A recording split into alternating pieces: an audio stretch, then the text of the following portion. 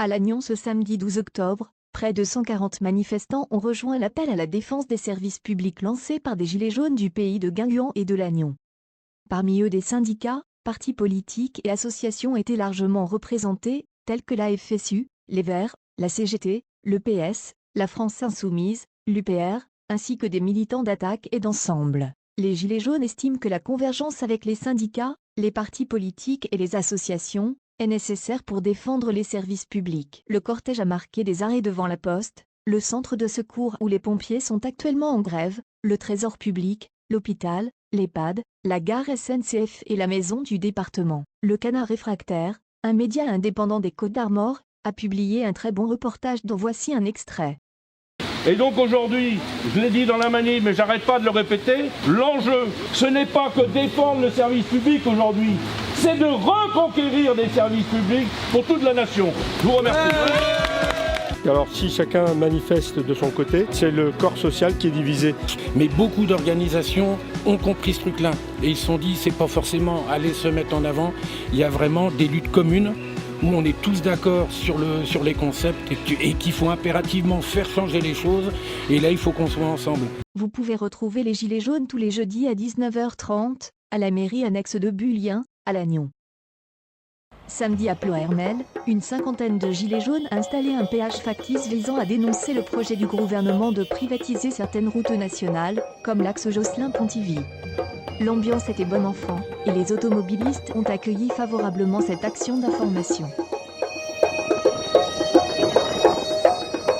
Je distribue des tracts pour expliquer la probable privatisation des routes nationales.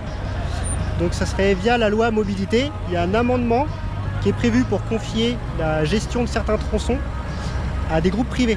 Il y a le risque pour l'usager que ça devienne payant pour lui. Est-ce qu'on va arriver à un moment donné en France où il n'y aura plus de service public, où tout sera privatisé? On en prend le chemin, quoi. Donc voilà, il faut en être conscient. En fin d'après-midi, les Gilets jaunes ont poursuivi cette action au rond-point de la gare. Au même moment, des Gilets jaunes de l'Oudéac ont effectué la même opération au rond-point de Plémel.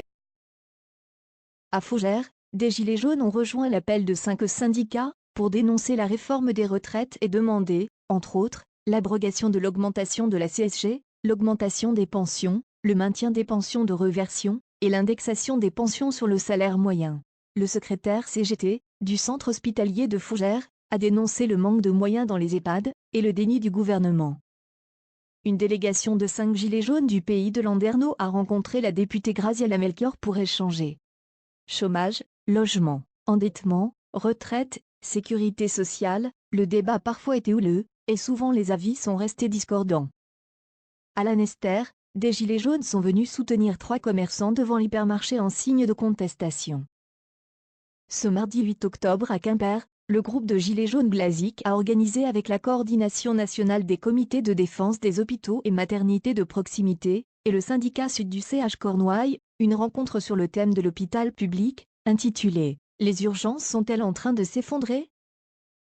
Le collectif de citoyens usagers de l'eau et les Gilets jaunes du Pays Bigoudin ont organisé une réunion publique ce dimanche 13 octobre à Pommery pour informer sur le risque de perdre en qualité de l'eau et pour consulter les citoyennes et citoyens sur leurs besoins et leurs attentes. Selon le collectif, le vote de principe des élus locaux sur la reconduction du contrat prive les citoyens de toute consultation publique. À l'Oudéac, l'association Union des Gilets jaunes organise régulièrement débats et conférences sur des sujets variés et précis. Des intervenants extérieurs sont invités en fonction du thème abordé.